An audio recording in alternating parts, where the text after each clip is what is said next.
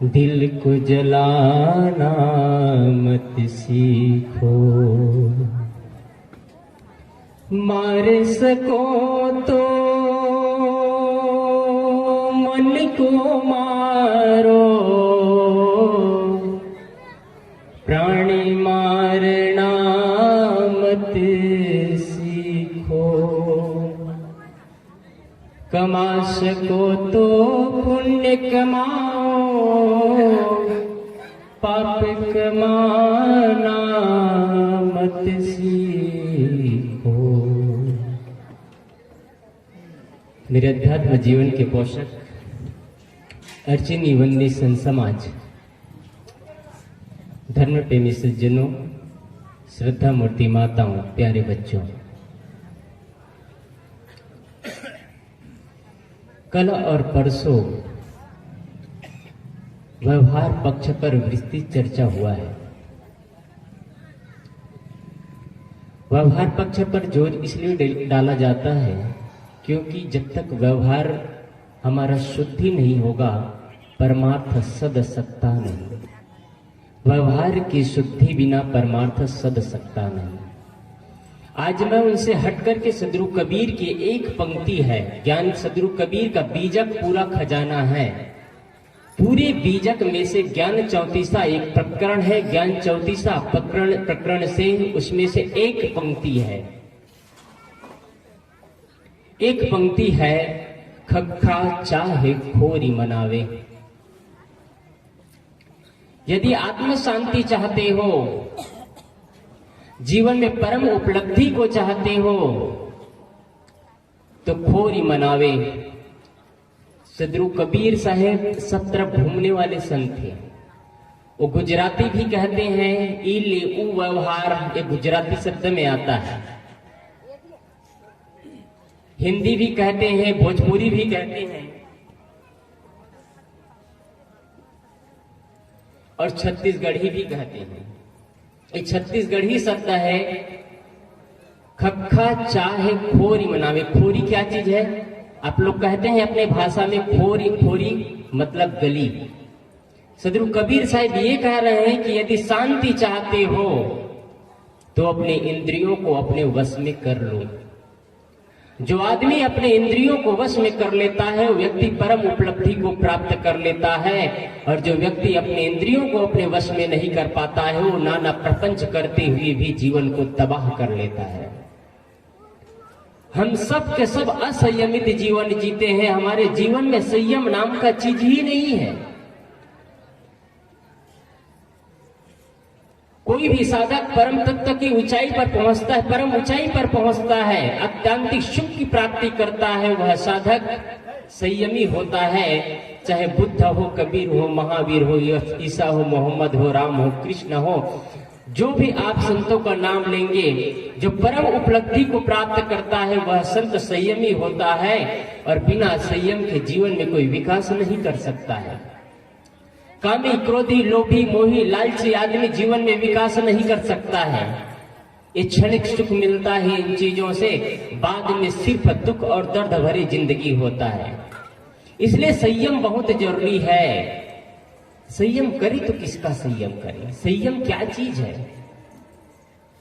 श्री कृष्ण अर्जुन से कहते हैं, मैं कल कहा था, श्री कृष्ण अर्जुन से कहते हैं, हे पार्थ, जो लोग यत्न करते हैं, प्रयत्न करते हैं, साधना करते हैं, उन लोगों को भी सावधान न रहने पर ये इंद्रिया के कहीं ले जाकर के बलात् घसीट देती है, तबाह कर देती है जिंदगी को। कैसे? उदाहरण समझे। जो आदमी जीवन में कभी शराब का नशा का सेवन नहीं करता है, अच्छे मत पंथ और संप्रदाय में जुड़े हुए हैं, लेकिन साधना कर रहे हैं, संयम के पाठ पर चल रहे हैं, उन्होंने सावधानी नहीं रखा, साथियों के संग में जाकर के न डुबकी लगा लेता है, शराब के मुंह में उसमें डूब जाता है। संयम नहीं किया ना, सावधानी की जरूरत है।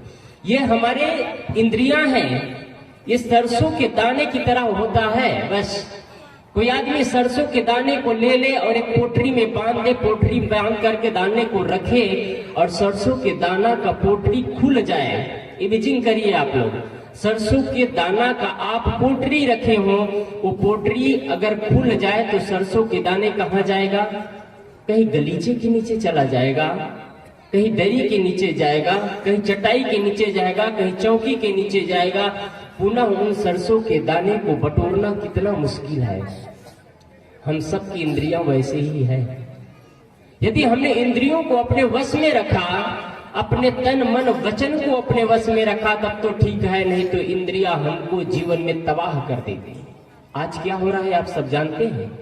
आज इंद्रियां हमको नहीं चला रही है, आज हम इंद्रियों को नहीं चला रहे हैं, इंद्रियां हमको चला रही है।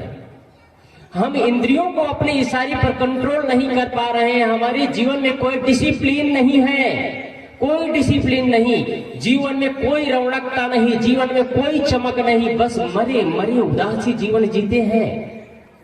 पर्सनालिटी जीवन की तो वो करते हैं जिनके जीवन में संयम का पाठ होता है, जिसके जीवन में असंयम नाम की चीज नहीं है, वो लोग महान होते हैं और वही लोग सही जीवन जीते हैं। हमारे जीवन में कोई पर्सनालिटी नहीं है, बस उखड़ा उखड़ा जीवन, न चेहरे में चमक, न मन में प्रसन्नता, न परिवार में रौनकता, कुछ भी नहीं, उदासी और मरे मरे जीवन जीते चले जा रहे हैं। जीवन में कोई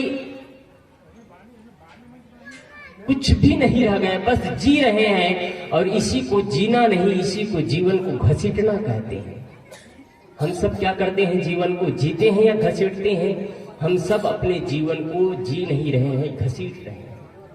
जीवन में संयम चाहिए, बिना संयम के जीवन में विकास नहीं कर सकते, बिना संयम के आप अध्यात्म के ऊंचाई तक नहीं पहुंच सकते। बड़ी बड़ी आत्मज्ञान की बातें सुन सकते हैं, सुनने से आप ऊंचाई तक नहीं पहुंचेंगे। पहले मैंने कहा व्यवहार की शुद्धि चाहिए, व्यवहार शुद्ध हो गया। मैंने पहले ही दिन कहा था, गुरुदेव जी की पंक्ति कहा था, व्यवहार ही में तो झाल है, परमार्थ में झगड़ा कहाँ। आपने व्यवहार को सुधार लिया तो परमार्थ आपका सदा सुधाया है। व्यवहार सुधरने के बाद में आपकी इंद्रियां सुधर जाती है, इंद्रियां सुधर जाने के बाद में, इंद्रियां संयमित हो जाने के बाद में, आप जब जब अकेले में बैठते हैं, आपका तन मन वचन शांत हो जाता है, आप एकाग्र होकर के बैठते हैं। जीवन में आपका डिसिप्लिन, आपको एक चीज बताऊं, जितना जानवरों में नियम होता है ना, जितना जानवरों में डिसिप्लिन होता है, इंसान में उतना डिसिप्लिन नहीं है। जितना जानवर संयमित होते हैं उतना इंसान संयमित नहीं होते हैं। आप देख लीजिएगा, आप सरल सा उदाहरण ले लीजिए, गाय मर जाएगी लेकिन मांस नहीं खाएगी, खाएगी तो घास खाएगी। शेर मर जाएगा लेकिन घास नहीं खाएगा, खाएगा तो मांस ही खाएगा। इंसान कैसा है, क्या कहेंगे इसको? जो शाकाहारी भी है और मांसाहारी भी हो गया है, सब कुछ हजम कर जाता है। न इसको इंसान में गिनती दिया जा सकता है, न जानवरों में गिनती दिया जा सकता है। जानवरों के पास इतना डिसिप्लिन है। एक जानवर है जो कितना ही भूखा हो, मर रहा हो, उसके पास आप रख करके देख लीजिए। कोई गाय है, उसके पास मांस रख करके देखिएगा, क्या खाएगी वो मांस? मर जाएगी गाय लेकिन मांस नहीं खाएगी, खाएगी तो घास ही खाएगी। हम लोग के जीवन में कितना संयम है, क्या पेय है, क्या अपेय है, क्या खाद्य है, क्या अखाद्य है, कोई चीज नहीं जान पाते हैं। जीवन में संयम का पाठ ही नहीं है, कोई संयम नहीं। रात्रि में टीवी देख रहे हैं, मोबाइल देख रहे हैं, आंखों से चुभन हो रही है, आंखों से दर्द महसूस हो रहा है, आंख कह रहा है बेटा अब बस करो, डिस्प्ले बंद कर दो। मन कहता है थोड़ा और देख लो ना, अभी तो 11 ही बजा है, अभी तो 11 ही बजा है। रात 12 बज जाता है, 1 बज गया, आंखों में चुभन हो रही है, लेकिन मन कहता है बेटा और थोड़ा देख लो।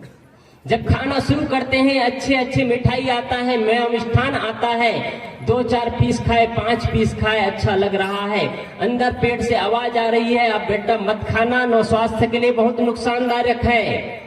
गुलाब जामुन 4 खाया, 5 खाया, बगल से रसमलाई आ गया, कहीं लाड़ तो नहीं आ रहा है?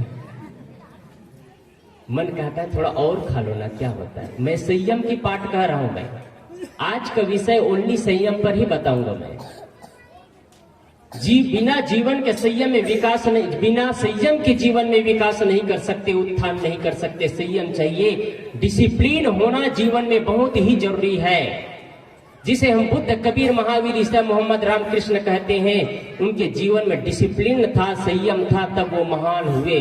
और आज संयम नहीं होता तो हम आप जैसे सरल से इंसान होते हैं। आप नेपोलियन बोनापार्ट का नाम सुने होंगे। नेपोलियन बोनापार्ट फ्रांस का प्रधान सेनापति था। जब वो पढ़ाई करता था तो पढ़ाई के दौरान एक किराए के मकान पर रहता था। पढ़ने वाले बच्चे सुन ले, अपनी समय और शक्ति को तबाह मत करे। आज अपने समय और शक्ति को सही जगह लगाएंगे तो नेपोलियन बोनापार्ट जैसे व्यक्ति बनेंगे, महान बनेंगे। आज के बच्चे ही कल का भविष्य है। यदि आज अपने बच्चे अपने जीवन का निर्माण नहीं कर पा सकते, वो क्या खाक का भविष्य का निर्माण करेगा।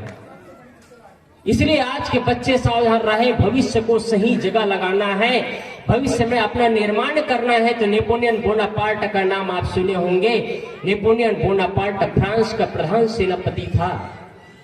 मैं ये कहानी नहीं कह रहा हूं, मैं ये घटना है, घटना पे आधारित है। जब आप नेपोलियन बोनापार्ट की पूरी जीवनी पढ़ेंगे तो पता चलेगा। नेपोलियन बोनापार्ट एक किराए के मकान पर रहता था। पढ़ाई के दौरान वो किराए के मकान में रहता। वो किराए के मकान में एक उनके घर की जो मालकिन थी, जब भी नेपोलियन बोनापार्ट के कक्ष में जाती तो नेपोलियन बोनापार्ट पढ़ रहा होगा या लिख रहा होगा या कपड़े धो रहा होगा या भोजन बना रहा होगा। नेपोलियन बोनापार्ट एक मिनट भी खाली नहीं रहता था। नेपोलियन बोनापार्ट ने उस व्यक्ति को, इस युवती को एक मिनट का समय नहीं दिया, एक मिनट का भी समय नहीं दिया। कुछ वर्षों बाद नेपोलियन बोनापार्ट और किराए का मकान छोड़ करके अपनी पढ़ाई की तैयारी आगे करता है, सेना में भर्ती होता है। और एक दिन ऐसे समय आता है कि नेपोलियन बोनापार्ट फ्रांस का प्रधान सेनापति बन जाता है। प्रधान सेनापति बनने के बाद वही नेपोलियन बोनापार्ट घुड़सवार होकर के अपने साथियों के साथ में उस मैदान में आता है जहां पर वो रहता था, उस मकान में आता है जहां पर रहता था। और उसी युवती से पूछता है, बहन क्या तुम नेपोलियन बोनापार्ट नाम के व्यक्ति को जानती हो क्या? जैसे ही नेपोलियन बोनापार्ट का नाम सुनती है, युवती बोलती है, आप उसके बारे में क्यों जानना चाहते हैं? क्या आप कुछ जानते हो उसके बारे में? नेपोलियन बोनापार्ट फिर से प्रश्न कर रहे हैं। हाँ जानती हूं, मैं अच्छी तरह से जानती हूं। उसके बारे में क्या पूछना, वो पुस्तकों का कीड़ा है, कीड़ा। संगीत विहीन जीवन, माधुर्य विहीन जीवन, बस पुस्तकों का कीड़ा। उनके जीवन में कोई सौंदर्य ही नहीं है। नेपोलियन बोनापार्ट के पास, उनकी बुराई कर रही है युवती। नेपोलियन बोनापार्ट अंदर से गदगद होकर के हंस रहा है। और अंतिम में जब बोलने के बाद अंतिम में नेपोलियन बोनापार्ट कहता है, बहन जिस नेपोलियन बोनापार्ट की तुम निंदा करने जा रही हो, निंदा कर रही हो, वो नेपोलियन बोनापार्ट मैं हूं। यदि मैं तुम्हारे चंगुल में फंस जाता तो आज मैं प्रधान सेनापति नहीं बनता, फ्रांस का एक साधारण सा सेवक होता, साधारण से सैनिक होता। आज मैं प्रधान सेनापति हूं क्योंकि मैं अपने जीवन को सही दिशा में ले गया। हम क्या जीवन में संयम कर पाते हैं? हमारा हाथ उधर ही उठना चाहिए जिधर हम उठाना चाहते हैं, हमारा पैर उधर ही बढ़ना चाहिए जिधर हम बढ़ाना चाहते हैं। मुख से वो शब्द निकलना चाहिए, तौल करके शब्द निकलना चाहिए जिससे किसी का मन मस्तिष्क खराब मत हो, किसी का घर द्वार न टूटे, किसी का परिवार न बिखरे। वो शब्द चुन करके बोलना चाहिए। हमारे जीवन में संयम नाम का पाठ ही नहीं है। अस्त व्यस्त जीवन जीते हैं, जीवन में कोई रौनकता नहीं, जैसे लगता है मरे मरे उदासी जीवन। और हमारा जीवन जैसे होता है वैसे हमारा पूरा माहौल बनता है। कोई हमारा जीवन उदासी जीवन है, जीवन में रौनकता नहीं है, तो जिस घर में रहते हैं उस घर का माहौल भी खराब कर देते हैं हम। उस घर के माहौल खराब कर देते हैं। उस घर के बच्चे उदासी जीवन जीते हैं, बच्चे अस्त व्यस्त रहते हैं, बच्चे में साफ सफाई नहीं, घर में साफ सफाई नहीं, संयम नहीं है ना जीवन में। संयमित व्यक्ति का जीवन देखने लायक होता है। संयमित व्यक्ति का जीवन अनुकरणीय होता है। संयमित व्यक्ति का जीवन पढ़ने लायक होता है। उनका चलना, उनका बोलना, उनका खाना, उनका पीना, उनका देखना, उनका सोचना पूजनीय बन जाता है। जिसे हम महान कहते हैं। क्या हमारे जीवन में ऐसा है? क्या आप कह सकते हैं कि मेरे जीवन में इतना आदर्श है कि मेरे बच्चे उसको पालन करें तो उनको जीवन स्वर्गमय बन जाएगा? आप संयम करना सीखिए, और सबसे ज्यादा संयम की जरूरत है वाणी पर संयम। हमारे आंख दो है, काम सिर्फ देखना है, नाक दो है, सिर्फ काम श्वास लेना सुनना है, कान दो है, सिर्फ काम सुनना है, लेकिन जीव एक है, उससे रसपान करते हैं, भोजन करते हैं और शब्द बोलते हैं। और सावधान ना रहे तो जाता के बीच में जो जाता है वो पीस जाता है, वैसे ही ऊपर नीचे जाता लगा है, दांतों का सावधान ना रहे तो कट कर खून बहना शुरू हो जाता है। और संयम नहीं तो शब्दों से, जीभ से बोला हुआ शब्द हमारे परिवार को उजाड़ करके रख देता है, फिर अपने ही पराये नजर आते हैं, जीवन बर्बाद हो जाता है। आत्मीय बंधुओं, संयम की बहुत ही जरूरत है। एक बुढ़िया माँ थी, एक कहानी नहीं है, फिर से कह रहा हूं मैं। एक बुढ़िया माँ थी, महाकुंभ चल रहा है अभी, वैसे ही एक समय महाकुंभ चल रहा था, महाकुंभ का समय है। एक बुढ़िया माँ सुनी थी कि महाकुंभ है, अब प्रयाग में जाकर के संगम में स्नान करने के बाद में मुक्ति मिल जाती है। उन्होंने सोचा मैं भी जाकर के स्नान कर लूं। वो बुढ़िया धीरे धीरे चलते चलते आई, 2 दिन में पहुंची जैसे तैसे, और संगम में जाकर के स्नान कर लेती है। संगम में स्नान तो कर लेती है, बुढ़िया की जर्जरता की अवस्था थी, पैर से चला नहीं जा रहा था, तेज धूप, अब चले तो कैसे चले। देखती है बुढ़िया माँ बगल में ऊंट बैठी है, ऊंट बैठा हुआ है बगल में। वो चलते चलते आती है बुढ़िया माँ और ऊंट पर बैठ जाती है। जैसे ही ऊंट पर बैठती है बुढ़िया माँ, ऊंट खड़े होकर के चलना शुरू कर देता है और ऊंट आगे बढ़ना शुरू कर देता है। लोग पूछते हैं माँ तुम कहाँ जा रही हो?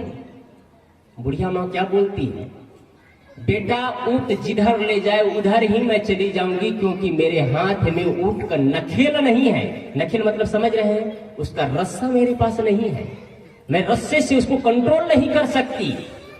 ये हमारी इंद्रियां ही वैसे ही, बुढ़िया माँ की कहानी नहीं है ये हम सबकी जीवन की कहानी है। हमारी इंद्रियां हमको जिधर ले जा रहा है उधर ही हम चले जा रहे हैं, उधर ही हम पैर आगे बढ़ा रहे हैं। हमारा पैर मदिरालय की ओर आगे बढ़ता है तो मदिरालय की ओर जाते हैं, और पैर मंदिर की ओर आता है, घर मंदिर बन जाता है तो घर की ओर आगे बढ़ाते हैं। हमारा पैर आगे बढ़ता है, मन ऑपरेटिंग करता है कि हमको संतों का दर्शन करना चाहिए, संतों का ज्ञान अर्जन करना चाहिए, जीवन को निर्वाण की स्थिति में ले जाना चाहिए, तो संतों का दर्शन करने आते हैं, नहीं तो हम गलत दिशा की ओर जाते हैं। ये बुढ़िया माँ की स्थिति नहीं है, हम सबकी स्थिति है। जिधर इंद्रियां ले जा रही उधर बस हम चले जा रहे हैं। जीवन में संयम नाम का पाठ ही नहीं।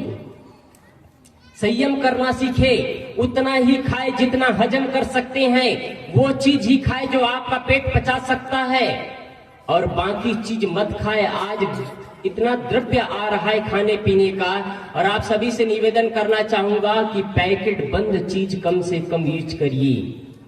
पैकेट बंद चीज में एक ऐसा केमिकल डाला जाता है जो कि स्वास्थ्य के लिए बहुत ज्यादा नुकसानदायक है। उसमें गैस भरा जाता है जो कि उससे खराब ना हो, वो केमिकल बच्चों के लिए बहुत ही जानलेवा है। आप उन बच्चों को मत दीजिए वैसा चीज। एक कुरकुरे है जो चिप्स है, उसको जला करके देखिएगा जलना शुरू हो जाता है। ये बहुत ही नुकसानदायक चीज है। बाहरी चीजों को मत खाइए आप। बड़ी अजीब से बात है, आज लोगों को अपने से मतलब नहीं रह गया है, अपने लोगों के अपने परिवार के लोगों से मतलब नहीं रह गया है। न माँ से रिश्ता, न पिता से रिश्ता, न पति से रिश्ता, न पत्नी से। आज माँ और पत्नी है घर में तो अच्छे अच्छे भोजन देती है, खिलाती है। लोग पुराने परंपरा में प्यार से सम्मान करते थे। आज मोबाइल दबाओ, जोमेटो ऑनलाइन ऑर्डर कर दो, कोई जरूरत नहीं है पत्नी और माँ की। एक माँ बोलती है न तुमको पत्नी की जरूरत है न माँ की जरूरत है, तुमको तो बनाया बनाया तुम्हारे मम्मी पापा बैठा करके रखे हैं, वहां खिला रहे हैं, जाओ तुम्हारे मम्मी पापा के पास होटल में। आज यही दशा तो हो रहा है। आपका घर बना हुआ भोजन पवित्र भोजन होता है। होटल में बना भोजन पवित्र नहीं होता है। होटल में मसाले धोक दिए जाते हैं, भोजन साफ सुथरा नहीं होता है।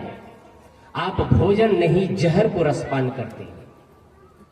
संयमित जीवन, भोजन करते समय क्रोध मत करिए। आपके घर में पति आते हैं काम करके, घर में पत्नी आती है काम करने, घर में आती है बहू आती है, तो घर में कोई बहू आ रही है या पत्नी आ रही है या पति आ रहे हैं, एक साथ भोजन हो रहा है तो भोजन के साथ में सिर्फ प्रेम से भोजन कराना चाहिए। जो घर में आए वे चला है, जो घर में लड़ाई झगड़ा हुआ है, उसको भोजन के साथ में पारस कभी मत करिए, नहीं तो आप भोजन नहीं अमृत पान नहीं कराते हैं, आप जहर खिलाते हैं। यही तो होता है। इधर से पति देव को भोजन भी कराते हैं, उधर से घर में बहू आती है, नौकरी करके आती है, सासू माँ भोजन करने भी नहीं देती है और उनको जहर उगालना शुरू कर देती है। ये हुआ, वो हुआ, वो हुआ। क्यों आप अपने जीवन में शांति नहीं चाहते हैं? संयम की पाठ चाहिए। महात्मा गांधी को जानते हैं? महात्मा गांधी की उनकी पत्नी कस्तूरबा बाई को उनको हो गया था ब्लड प्रेशर। जब ब्लड प्रेशर हो गया था तो डॉक्टर ने कहा था तुमको नमक नहीं खाना है। डॉक्टर ने कहा तुमको नमक नहीं खाना है। कस्तूरबा बाई भोजन बनाती, अपने लिए अलग बनाती और महात्मा गांधी के लिए अलग भोजन बनाती, और भोजन दोनों करते, अलग अलग भोजन करते, लेकिन छुप के थोड़ा सा नमक डाल लिया करती थी। कहीं से पता चल गया महात्मा गांधी को कि कस्तूरबा बाई भोजन में थोड़ा नमक डाल लिया करती है। एक दिन कस्तूरबा बाई भोजन कर रही थी, भोजन करते करते उन्होंने उनका भोजन छीन लिया और मुख में डाल लिया और कहा तुम नमक लेती हो भोजन में। इतना सुनने के बाद कस्तूरबा बाई सर रह जाती है। महात्मा गांधी क्या बोलते हैं, ठीक है तुमको नमक खाना है या नहीं खाना है तुम जानो, आज से लेकर के 6 महीना तक मैं नमक को टच भी नहीं करूंगा। महात्मा गांधी ये संकल्प लेता है। कस्तूरबा बाई बोलती है तुम क्यों नहीं खाओगी, बीमारियां मेरी है, तुम क्यों छोड़ रहे हो? कहे आखिर मैं तुम्हारी पत्नी हूं और तुम मेरी अर्धांगिनी हो, तुम नमक खाओ नमक ना खाओ, मैं नमक खाऊं तो क्या मतलब होता है? हम दोनों मिल करके एक होते हैं, इसलिए आज से मैं नमक छोड़ता हूं, तुम खाओ या ना खाओ। ये संयम का पाठ है। कितने पति देव है अपने पत्नी के लिए नमक छोड़ेंगे? कहे तुम मरो या जियो मुझे मतलब नहीं है, मुझे तेज तर्रार भोजन चाहिए, अच्छा सा भुना हो, अच्छा सा हल्दी मिर्चा लगा हो, तेज तर्रार भोजन चाहिए, मुझे ऐसे वैसे भोजन नहीं चाहिए। जीवन में संयम की जरूरत है आत्मीय बंधुओं। बिना संयम के आप जीवन को व्यवस्थित नहीं जी सकते हैं। आप वही सोचो जो कि सोचना चाहिए। हम सोचते भी गलत है क्योंकि संयम ही नहीं है जीवन में। व्यर्थ बातों की चिंता करते रहते हैं, कल क्या होगा, परसों क्या होगा, काल्पनिक कल्पना में चले जाते हैं, डूबते चले जाते हैं। संयम ही नहीं है, जो सोचना चाहिए वही ही सोचे। हम जो नहीं हुआ वो दुख को दुख बनाते चले जाते हैं। एक बूढ़ा व्यक्ति था, संपन्न व्यक्ति, गुरु जी के पास आकर के बैठे और चिंतित, बहुत चिंतित। गुरुदेव जी कहे क्यों चिंता क्यों है, किस बात की चिंता है, क्या सोच रहे हो? बूढ़ा व्यक्ति कहता है साहब जी बुढ़ापे की स्थिति है, 70-80 साल, अब 80 साल होने जा रहा है, 79 से पार हो गया है, मेरे जाने के बाद क्या होगा समझ नहीं आ रहा है, मैं यही सोच रहा हूं। गुरु जी कहे तुम जाने के बाद क्या होगा ये चिंता क्यों कर रहे, जी रहा तब तक सुख से जियो। आदमी अपना बनाया दुख, हम बिना फालतू का रोज रोज नए नए दुख बनाते चले जा रहे हैं। हम अपने जीवन में संयमित रहना सीखे और संयम करना चाहते हैं तो मैं कल कहा था कि अकेले में बैठ करके आत्मचिंतन करिए। जापान के स्टूडेंट विद्यार्थियों को ध्यान कराया जाता है। ध्यान क्या चीज है नहीं जानते हैं कुछ लोग। ध्यान करना सीखिए। बिना ध्यान के संयमित नहीं हो सकते आप। ध्यान में आपके जितने बुरे कर्म होंगे वो दर्पण की तरह सामने आता जाएगा। आप जहां जहां गलत किए रहेंगे आपके सारे विचार वहां खुल जाएंगे, जितने पट है खुलते पर खुलते चले जाएंगे। इसलिए ध्यान करना सीखिए। ध्यान से संयम का द्वार खुलता है। त्याग से ही त्याग का बल बढ़ सकेगा। जो करेगा शुरुआत वो ही चढ़ सकेगा। आप त्याग ही नहीं करना चाहते, संयम ही नहीं करना चाहते, कहते हैं ये तो साधु संतों का काम है त्याग वैराग्य। बिना वैराग्य के आप अध्यात्म तक नहीं पहुंच सकते। हर व्यक्ति वैरागी है। क्रोध छोड़ना वैराग्य है, लोभ छोड़ना वैराग्य है। तृष्णा, काम, क्रोध, लोभ, मोह, राग, द्वेष, ईर्ष्या, जलन, ये सारी चीजों को छोड़ लेना ही तो वैराग्य है। कपड़ा बदलना वैराग्य नहीं है। कपड़े बदलने से कोई वैराग्य नहीं होता है। आप घर में रहते हैं, समाज में रहते हैं, आश्रम में रहते हैं, बस अंतर इतना है मन की दशा सही होना चाहिए। और जीवन में संयमी नहीं रहेगा तो आप घर में वही जो निंदा चुगली करते हैं, हम आश्रम में वही निंदा चुगली करेंगे, क्योंकि संयम ही नहीं है। एक आदमी घर में रह करके संयमित जीवन जीता है। जो मिल जाता है वो खा लेता है, जो भी मिल जाता है जीवन चलने के लिए प्रेम से खा लेता है। एक आदमी आश्रम में रहता है, संयम नहीं है। सादा सिंपल भोजन आता है तो कहते हैं अरे यार क्या भोजन बनाया तुमने, न भोजन में नमक है, न तेल है, न मिर्चा है। वो क्या व्यक्ति विकास कर पाएगा? वो व्यक्ति विकास नहीं कर सकता। इसलिए जीवन में संयम की बहुत ही जरूरत है। और मैं शुरू दिन कहा था कि सबसे ज्यादा जीवन में संयम की जरूरत है तो वाणी। अभी भी मैं कहा जीव का 3 काम है, रसपान करना, भोजन करना और मुख से शब्द बोलना। आप भारतीय परंपरा से हैं, सभी लोग हिंदू संप्रदाय से जुड़े हैं। हिंदू धर्म नहीं है, धर्म नहीं कहता मैं, इसको याद रखिएगा। हिंदू संप्रदाय है, धर्म उसे कहते हैं। धर्म की परिभाषा 1 मिनट में बता दूं आपको। धर्म उसे कहते हैं जिसको सब माने, जिसको कोई माने और कोई ना माने वह धर्म नहीं हो सकता। हिंदू धर्म नहीं है, संप्रदाय है। क्योंकि हिंदू को सिर्फ हिंदू मानते हैं। जैन, बौद्ध, मुस्लिम, सिख, ईसाई, अन्य देशी फ्रांसियों को कोई मतलब नहीं है। आउट ऑफ कंट्री वाले को कोई मतलब नहीं हिंदू धर्म से। इसलिए धर्म वह है जिसको सब माने वह धर्म है, जिसको कोई माने और कोई ना माने वह धर्म नहीं हो सकता। हिंदू संप्रदाय। इसलिए धर्म आपके जीवन में होना चाहिए, संयम आपके जीवन में होना चाहिए। बिना संयम के जीवन में विकास नहीं हो सकता है। आप संयमित जीवन करेंगे, जीवन जिएंगे, तभी आप विकास कर सकते हैं। कुत्ता में जितना डिसिप्लिन होता है, जानवरों में, कुत्ता की बात आई तो मैं कहा करता हूं कुत्ते भविष्य को जानते हैं। एक कुत्ता था, कुत्ता घर में अंदर रहता, लेकिन कुत्ता के सामने कुछ भी पहले जो घटना घटने, ये कुत्ता ही नहीं जानवरों में वो चीज होता है जो आज से कुछ मिनट बाद, अभी से कुछ मिनट बाद होने वाली घटनाओं को पहले से जान जाता है। ये जानवरों में डिसिप्लिन है, संयम है, इसलिए जानता है। और कोई संयमी महात्मा होगा वो भी जान जाता है कि अब कुछ तूफान मचने वाला है। संयमी महात्मा जान लेता है कि अब कुछ होने वाला है और अपने आप को समेट लेता है, अपने आप को समेट लेता है। एक जगह मंदिर में सभी लोग बैठे थे, सभी लोग बैठे थे, बाहर से आवाज आई, गड़गड़ गड़गड़ की आवाज आती है, आंधी तूफान होना शुरू हो गया। आंधी तूफान जब चला और पता चला कि भूकंप के झटके भी आ रहे हैं, तो काफी लोग बैठे थे हाल के अंदर बैठे थे। सभी लोग दौड़ करके बाहर निकल गए और संत वहीं बैठे रहे। भूकंप का झटका जब समाप्त होता है तो लोग अंदर प्रवेश करते हैं। प्रवेश करके पूछते हैं महात्मा जी से, हम सब के सब बाहर गए, आप क्यों नहीं गए?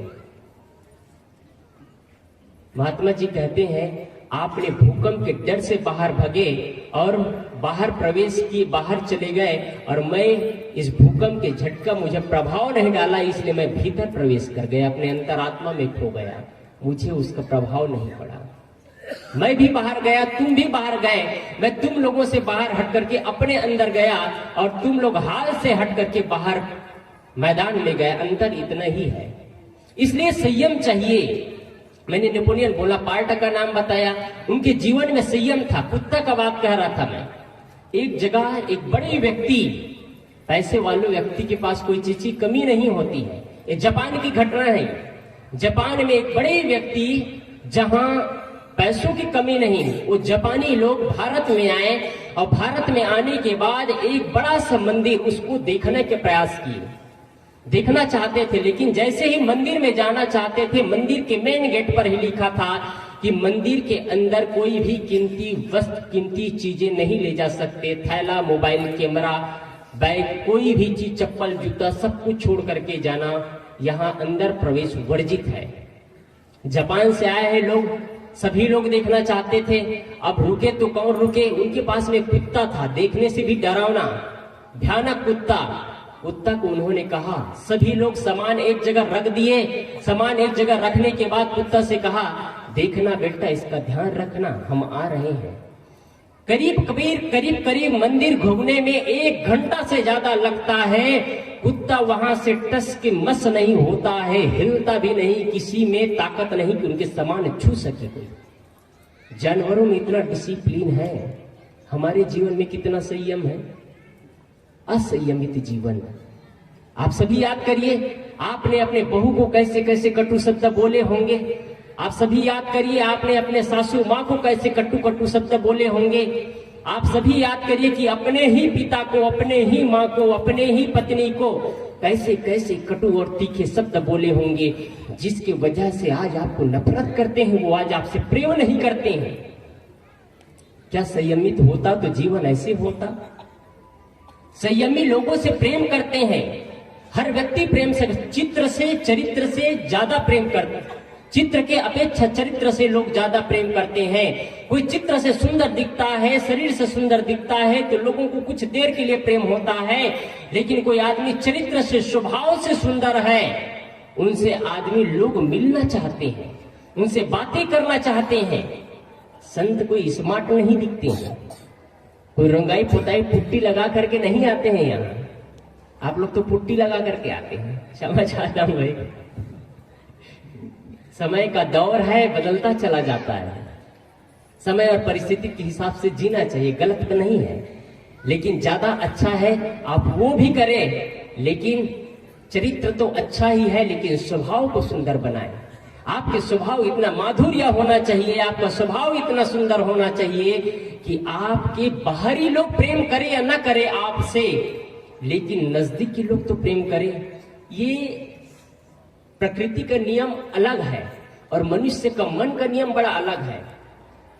जब समुद्र में लहरें आती है तो समुद्र में लहरें आने के बाद नजदीक के गड्ढों को लबालब करते हुए समुद्र के बगैर लहरें आगे बढ़ती है। आप देखे होंगे, समुद्र में जब लहरें आती है तो नजदीक के गड्ढों को पहले पानी भरता है, फिर आगे फिर आगे फिर आगे बढ़ता चला जाता है। नजदीक के गड्ढे पहले लबालब।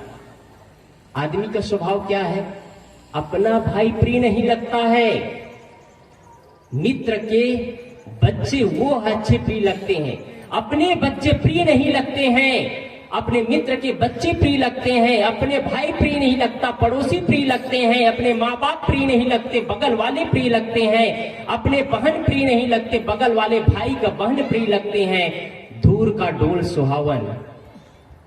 दूर के लोग कभी मिलते हैं, कभी आते हैं जाते हैं। बेटी आती है 2 दिन में चले जाती है, 4 दिन रहती है चले जाती है, कहती है माँ मेरे घर में बहुत सारे काम है, मैं नहीं रुक सकती, आपके साथ में वही बहू काम आएगी अंत समय तक।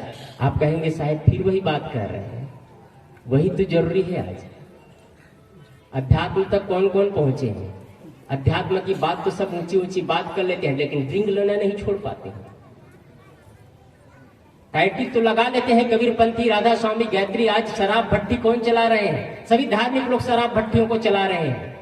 और आज हमारे छत्तीसगढ़ के हर व्यक्ति धार्मिक लोग हैं, न कहीं न कृष्ण से जुड़े हैं, न राम से जुड़े हैं, न कृष्ण कहीं न कहीं तो जुड़े हैं, लेकिन शराब भट्टी को वही लोग चला रहे हैं। मत चलाओ इन शराब भट्टियों को, घर को व्यवस्थित चलाओ। संयम की परिभाषा रखो जीवन में। मैं बीच में कह रहा था कि वाणी जीव एक है और काम 3 है। हिंदू परंपरा में रामायण और महाभारत, इसका उदाहरण आपको बताऊं। महाभारत युद्ध का मुख्य कारण है वाणी में संयम नहीं। वाणी में संयम होता तो महाभारत युद्ध नहीं होता। वाणी में संयम नहीं होने के कारण से युद्ध होता है। जब राजस युद्ध करने वाले थे राजयज्ञ करने वाले थे पांचों पांडव। जब यज्ञ करने ही वाले थे पांचों पांडव का राजमहल बन जाता है। राजमहल बनने के बाद राजमहल का निर्माण ऐसे किया गया था, लिखा गया है कि वहां जल थल दिखता है, थल जल दिखता है। जहां दीवारें नहीं वहां दीवारें दिखती है, जहां दरवाजे नहीं वहां दरवाजे इस रूप से रूपांतरित किया गया था कि वहां जाने वाले धोखा खा जाते हैं। ऐसा मनचित्रित किया गया था और वैसा निर्माण किया गया था जो नहीं वो दिखता है। जब दुर्योधन उस राजमहल में प्रवेश करते हैं तो जैसे ही प्रवेश करते हैं आगे बढ़ते चले जाते हैं, आगे बढ़ते चले जाते हैं। वहां की दासियां कहते हैं महाराज जी आप दाएं चले बाएं चले। दुर्योधन अहंकारी था, वो कहता है हट दासी तुम मुझको समझाओगे क्या, मैं नहीं जानता हूं। आगे बढ़ता है, फिर आगे दासियां वहां खड़ी है और सबको डाइवर्ट कर रही है, आप इधर चले आप इधर चले। लेकिन दुर्योधन अहंकार से फूला हुआ व्यक्ति आगे बढ़ता चला जाता है और आगे बढ़ता चला जाता है। जहां रास्ता दिख रहा था वहां पानी ही पानी था। जैसे ही आगे बढ़ता है दुर्योधन पानी में गिर जाता है और कीचड़ से लथपथ हो जाता है। उधर से द्रौपदी ऊपर से देख रही है और जोर से खिलखिला करके हंस रही है और बोल रही है अंधे के अंधे पुत्र। ये महाभारत युद्ध का मूल कारण है। अंधे के अंधे पुत्र ये बोलती है द्रौपदी। दुर्योधन को सह नहीं जाता है, फिर सोच लेता है, संकल्प कर लेता है मुझे चाहे जिस किसी प्रकार से एन केन प्रकार मुझे पांडव का विनाश करना है और महाभारत युद्ध होता है। द्रौपदी को ऐसे शब्द बोलने की क्या जरूरत थी? वो तो 5 पांडव की राजकुमारी थी, उनको ऐसे शब्द क्यों बोलना था? आप लोग भी कहीं के राजकुमारी है और आप लोग भी कहीं के राजकुमार है। आप अपने पिता के दुलारे हैं, आप अपने पिता की बहू, अपने सास ससुर का बहू है। आप लोगों को भी वही सोच समझ करके करना है। भाइयों से निवेदन है, सोच करके बोलना है। कभी ऐसे शब्द असंयमित शब्द नहीं बोलना है जिसकी वजह से आपके पिता और आपके माँ के आंखों में आंसू आए, दुख दर्द सहना पड़ जाए। संयम जीवन में बहुत जरूरी है। यदि संयम नहीं हुआ तो जीवन में आप विकास और उत्थान नहीं कर सकते हैं। दूसरा उदाहरण है माता सीता का। माता सीता जब जंगल में वनवास कर रही थी, वनवास करते समय रावण को पता चलता है कहीं एक सुंदर रूपवती स्त्री है। उसकी पहले की घटना आप सारे जानते हैं, इसलिए मैं विस्तृत नहीं कह रहा हूं।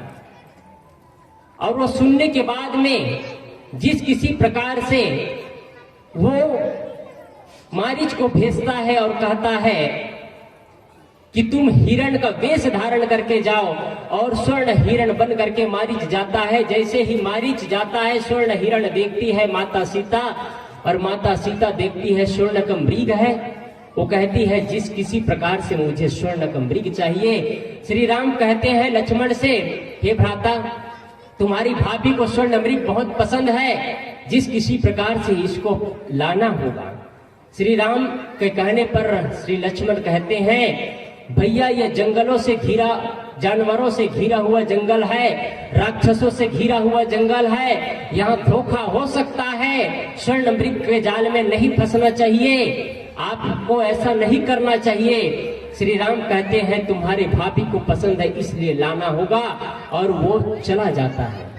चले जाने के बाद में जब मारीच को बाण लगता है तो श्री राम के आवाज में लक्ष्मण लक्ष्मण पुकारता है मारीच, और लक्ष्मण लक्ष्मण की आवाज सुनता है। श्री राम की आवाज में माता सीता कांप उठती है और बोलती है तुम्हारे भैया विपत्ति में है, तुम्हारे भैया विपत्ति में है, तुम चले जाओ। जो भी लक्ष्मण रेखा को क्रॉस करेंगे उसके लिए बहुत बड़ी विपत्ति आती है। तुम्हारे भैया विपत्ति में है, तुम चले जाओ। लक्ष्मण कहते हैं मेरे भैया को कोई विपत्ति नहीं हो सकता है, आप न डरिए, आप शांत रहिए।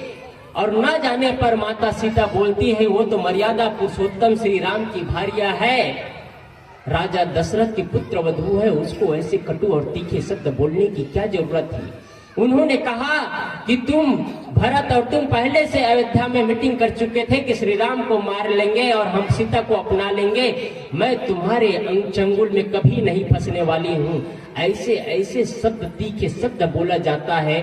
जब किसी व्यक्ति के कान में शीशा को कूट करके गर्म शीशा को डाला जाए और जो वेदना और पीड़ा होती है, वही पीड़ा श्री लक्ष्मण को शुरू हुआ और उन्होंने लक्ष्मण रेखा खींच करके जाने के बाद परिणाम क्या होता है, रावण ब्राह्मण का वेश धर के आता है और लक्ष्मण रेखा लांग करके सीता भिक्षा पात्र में दान करने आती है और हर करके चली जाती है। आप भी जब भी मर्यादा का रेखा, लक्ष्मण रेखा पार करेंगे, अपने घर की, परिवार की, समाज की मर्यादा रेखा पार करेंगे, तब आप पीछे जाएंगे, तब आप हारे जाएंगे। आपको कोई बचाने वाला नहीं आ पाएगा, याद रखिएगा, कोई बचाने वाले नहीं है, चाहे भाई हो चाहे बहन हो। जब आप इन मर्यादाओं को पार करेंगे, तब तक आपका घर तबाह होगा, परिवार तबाह होगा, आपको कोई नहीं बचा पाएंगे। इसलिए इन मर्यादाओं से अपने जीवन को संभाल करके रखिए। यदि जीवन में मर्यादा नहीं होगी, जीवन में मर्यादा नहीं, वो व्यक्ति का अस्त व्यस्त जीवन होता है। जो आदमी शराब पीता है, शराब पीने के बाद में लौट जाता है, उसको कुत्ता सूंघता है, कोई फर्क नहीं पड़ता है, क्योंकि उनको मान और मर्यादा से कोई मतलब ही नहीं है, संयम का पाठ जानता ही नहीं है। जो आदमी संतों का दर्शन नहीं करेगा, संत महापुरुषों के पास नहीं जाएगा, ज्ञान चर्चा नहीं सुनेगा, अध्यात्म से रुचि नहीं लेगा, वो व्यक्ति को संयम और मर्यादा के बारे में ख्याल नहीं होगा। इसलिए इन मर्यादाओं को लांघे मत, हम जीवन में संयम का पाठ पढ़े और अपने घर और परिवार को इतना व्यवस्थित चलाए कि आपको लगे कि सच में अब हमारा परिवार सुरक्षित हो रहा है, सच में हमारा घर सुरक्षित हो रहा है। आज हम सब एक आनंद और प्रेम की जीवन जीते हैं। किसी के लिए किसी के मन में छल और कपट नहीं है, किसी के मन में किसी के लिए राग और द्वेष नहीं है। आप अपने सास से, बहू से, देरान से, जेठान से, भाई से, पति से, पत्नी से वो प्रेम पूर्व आनंद जीवन जिए। एक उदाहरण बताऊं मैं, संयम की बात आया तो संयमी व्यक्ति ही सेवा कर सकता है। असंयमित व्यक्ति को अपने जीवन के फैशन और दुर्व्यसन से मतलब है। असंयमी व्यक्ति सेवा नहीं कर सकता है। कोई भी व्यक्ति संयमी होगा वही सेवा करेगा, जिनके मन में एक नया रूप छाए रहेगा, जिनके मन में एक प्रसन्नता, उद्गार होगा कि मैं समाज का सेवा करूं। कोई जरूरी नहीं कि आदमी धन से ही सेवा करे। एक सेवा है तन से, एक सेवा है मन से, एक सेवा है धन से। यदि आपके पास धन है तो धन से सेवा करिए, धन नहीं है तो तन से सेवा करिए, और तन से भी अस्वस्थ है तो सबके लिए तो अच्छी कामना कर सकते हैं ना। और अच्छी कामना भी नहीं कर सकता, उससे दरिद्र व्यक्ति तो इस दुनिया में नहीं है, सबसे महादरिद्र व्यक्ति है वो। इसलिए सेवा करना सीखिए, खुल करके सेवा करिए समाज का। आपके पास जो सामर्थ्य है, मन से तो सबको करना चाहिए, लेकिन सबके पास धन नहीं होता है, तन का सहयोग जरूर देना चाहिए। और बन सके तो लूले को, अपाहिज को, गरीब लोगों को जो बन सकता है। माताओं के पास में साड़ियों का बंडल रहता है, बंडल पर बंडल बनता चला जाता है। जब भी मार्केट जाएगी तो एक नई साड़ी लेकर के आएगी। अब कहते हैं साहब लोग महिला मन पर ज्यादा बोलते, वो कहते हैं पुरुष भाई के पास कितना जोड़ी कपड़ा होगा पूछ लेना जा करके। आप लोगों के ऊपर है। अगर कोई पुरुष शराब पीता है, एक हंटर ऐसे लगाना कि उनकी शराब पीना बंद हो जाएगा। घर में प्रवेश करने मत देना, दरवाजा लॉक कर देना। जब तक तुम शराब नहीं छोड़ोगे तब तक असंयमित जीवन जियोगे, तब तक तुम्हारे लिए इस घर में दरवाजा नहीं खुलेगा। उनके लिए लॉक कर देना दरवाजा। आप द्रौपदी है तो महारानी लक्ष्मी बाई भी है और आज दुर्गा भी है। आपके ऊपर सब शक्ति है। मैंने कल शुरू दिन भी कहा था, आपको 3 बार अवसर मिलता है, इन लोगों को अवसर नहीं मिलता है। आप लोग सौभाग्यशाली है, आप लोग सौभाग्यशाली हैं जो कि परिवार को और समाज को आप लोग चलाते हैं। ये बीच में करेली गांव है, सुने थे आप लोग? वहां शराब की भट्टियां चलती थी। करेली वालों ने कहा हमारे गांव में शराब की भट्टी नहीं खुलने देंगे। माताओं ने द्रोह किया, उस गांव में शराब की भट्टियां नहीं चलती है। गांव गांव फेरी लगाते हैं, और फेरी लगाते हैं। कोई शराब पी करके लोटा हो, उसको डंडा से इतना सोड़ते हैं कि पूछो मत। हकीकत है भाई, डुप्लीकेट नहीं कह रहा हूं। डंडा से सीधा लगाते हैं, पूरा डंडा लेकर के घूमते हैं। इसलिए संयमी और सेवा करिए। सेवा एक सबसे महत्वपूर्ण चीज है जिससे आप सबको खुश कर सकते हैं। सेवा से सबको खुश कर सकते हैं। एक जगह एक संत रास्ते से गुजर रहे थे। रास्ते से गुजरते गुजरते देखते हैं कि एक बुढ़िया माँ जो लगभग 80 साल की अवस्था, जर्जरता की अवस्था है, शरीर में पूरा सीकन, चाम में सीकन आ गया है। यदि जोर से कलाई पकड़ा जाए तो चमड़े भी छिल सकता है।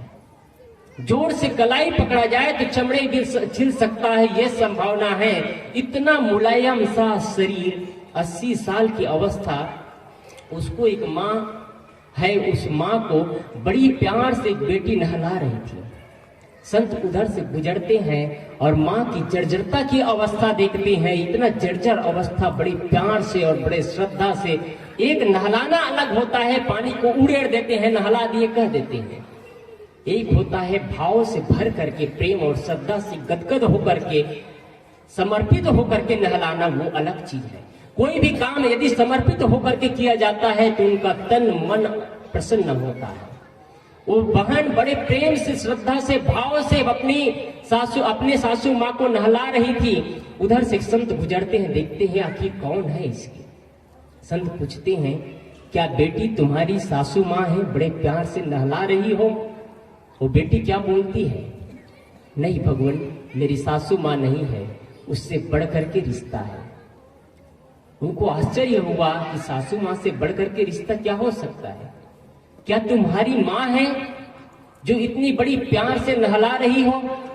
वो बेटी क्या बोलती है, संत भगवान, मेरी माँ भी नहीं है, उससे बढ़कर के रिश्ता है। संत को आश्चर्य हुआ, इस दुनिया में माँ और सासू माँ से बढ़कर के पवित्र रिश्ता क्या हो सकता है? उनको रहा नहीं गया। वो पूछते हैं, आखिर तुम्हारी माँ भी नहीं है, तुम्हारी सासू माँ भी नहीं, आखिर है तो कौन? इससे बढ़कर के पवित्र रिश्ता क्या हो सकता है? वो बेटी क्या बोलती है, संत भगवान, ये वो माँ है जिसकी कोख में मेरी सुहाग पला है। संत भगवान, ये वो माँ है जिसके कोख में मेरे सुहाग पला है, जिसके बदौलत मैं आज इस घर में टिकी हूँ, जिसके बदौलत आज मैं इस घर में टिकी हूँ, जिसके बदौलत मेरे माथे पे सिंदूर है, कलाई में चूड़ियां है, पैरों में माहौर है, गले में मंगलसूत्र है। इसके बारे में जितना ही बखान करूं मैं उतना ही कम है। संत भगवान, ये वो माँ है। क्या इतना प्रेम होने के बाद किसी सास और बहू में टकराहट होगा? क्या असंयमी व्यक्ति क्या इतना सेवा कर पाएंगे? अब सोचो, जिस सासू माँ को इतना पवित्र भाव से बहू सेवा करती थी, वो सासू माँ कैसे रही होगी जो कि इतना संयमी जरूर रही होगी, अपने बेटी को कभी चुभन भरे शब्दों को, अपने बहू को चुभन भरे शब्दों का प्रयोग नहीं की होगी, संयमी और जीवन साधना जीवन जी होगी, इसलिए उस माँ के लिए इतना प्रेम है। आज से 3 साल पहले मैं इलाहाबाद से रायपुर आया तो एक जगह मैन्युफैक्चर है बेकरी का, करीब वो 15 साल से बहुत बड़ा मैन्युफैक्चर है बेकरी का। वहां मैं 3 दिन रुका था, एक भक्त है, वहां 3 दिन रुका था। वहां एक जैन लड़की आती थी केक सीखने के लिए, केक बनाना सीखना चाहती थी। वो वहां आती थी और फिर मैं बैठा था, उनसे चर्चा हुई। मैं कहा, आप स्पेशल गाड़ी से आते हैं, हर चीज है आपके पास, ये क्या करेंगे सीख करके? वो BMW गाड़ी से आती थी। अब BMW गाड़ी से आकर के 50 रुपया एक केक में मिलेगा, उससे क्या फायदा है? इतना ही पूछा, आपके पास सब कुछ है पर आप ये केक बनाने क्यों सीख रही है? कहे, महाराज जी, मैं टाइम पास के लिए आती हूँ, टाइम पास के लिए आती हूँ। मतलब आप कहे, उन्होंने मेरी माँ थी, सासू माँ, जिनका आज शरीर नहीं है, और उनके साथ करीब करीब मैंने 15 साल जीवन जिया, लेकिन 15 साल मुझे 15 दिन की तरह निकल गया। और सासू माँ के जाने के बाद आज मेरा 5वां दिन है। उनके परंपरा में, ये सब हिंदू परंपरा में जो होता है, ये पचनहान दसनहान ये सब नहीं होता है। उन्होंने कहा 5वां दिन है, मैं इतना बेचैनी और उदासी जीवन जी रहा हूँ इतना बेचैनी और उदासी जीवन। मेरी माँ का नाम संयम था और उन्होंने संयम की पाठ पढ़ा। उनका जीवन ही संयमी जीवन था। उनका खेलना, उनका बोलना, चलना, खाना पीना संयम का पाठ था। कितना प्रेम माँ से। माताओं और भाइयों से निवेदन करूंगा, बुढ़ापा में आपका जीवन इतना संयमी हो जाए, इतना संयमी हो जाए, उतना ही जबान से शब्द निकले जितनी जरूरत है। अन्यथा अधिक बोलने वालों को मौन साधना पड़ता है। आपको एक दिन मौन ही साधना पड़ेगा। इसलिए मौन साधना पड़े उससे पहले आज तैयारी कर लीजिए, बुढ़ापे की तैयारी। संयम का पाठ पढ़िए आप। जानवरों से बेहतर जीवन जिए। जानवरों के पास सोचने की शक्ति नहीं है, पर भी वो डिसिप्लिन और नियम के अनुसार चलता है। इंसान के पास में सोचने की शक्ति है। जब पानी में डूबता है तो हजारों किलोमीटर की यात्रा तय करके निकलता है। आकाश में उड़ता है तो न जाने कितने हजार किलोमीटर यात्रा तय करता है, तब नीचे आता है। आदमी की शक्ति यहाँ से जब गोलियां छोड़ता है तो 600 किलोमीटर लांग करके उनके बारूदें गिरती है। आदमी के पास इतनी शक्ति, आदमी ने इतना शक्ति का उपयोग और दुरुपयोग किया। यदि आज कोई परमाणु बम विस्फोट हो जाए तो पूरे विश्व को 3 बार तबाह किया जा सकता है। इतना विस्फोटक चीज हमारे दुनिया में बन करके रखा है। आदमी के पास संयम नहीं है, इसलिए विस्फोटक चीज बना है। संयम होता तो डर नहीं होता, और डर नहीं तो बंदूकें नहीं। हमारे गुरुदेव जी चलते थे, उनको बंदूकी की जरूरत नहीं थी। वो मध्य प्रदेश में थे तो उनको बॉडीगार्ड मिले थे गुरुदेव जी को। गुरुदेव जी ने कहा बॉडीगार्ड की हमको जरूरत नहीं है। सर मध्य प्रदेश और छत्तीसगढ़ एक था उस समय। उस समय गुरुदेव जी को बॉडीगार्ड मिला हुआ था, उनके सामने पुलिस बल चलते थे। गुरुदेव जी ने मना कर दिया, हमको कोई जरूरत नहीं है। अब आजकल तो साधु लोग बगल में बॉडीगार्ड रखते हैं, तब शान लगता है उनको पंखा धुलाते रहे और कुछ करते रहे। आपकी शान वो नहीं है। आपका शान आपका स्वभाव है, आपकी शान आपकी सहजता है, आपका शान आपकी शान आपका माधुर्य है। और ये साधु संत नहीं, हर व्यक्ति का शान है ये। इसलिए आप सभी बड़े जीवन का निर्माण करें और संयम की पाठ पढ़ें। मेरा सौभाग्य है आपके ग्राम में आने का। बीते पिछले वर्षों में मुझे आने का अवसर मिला था, लेकिन आज आप सभी ने मुझे इस जगह को स्थान दिया। आप सभी के लिए मैं आभारी हूं। मैं आप लोग जितना दूध पिए होंगे उतना तो मैं पानी भी नहीं पिया हूं, छोटा सा बच्चा हूं। लेकिन आप ही लोगों का पुत्र, आप ही लोगों की मिट्टी से उपजा, आप ही लोगों का प्रेम और प्यार से इस जगह तक पहुंचा। आप सभी के लिए मैं आभारी हूं। बस इतना ही कहकर अपनी वाणी को विराम देता हूं।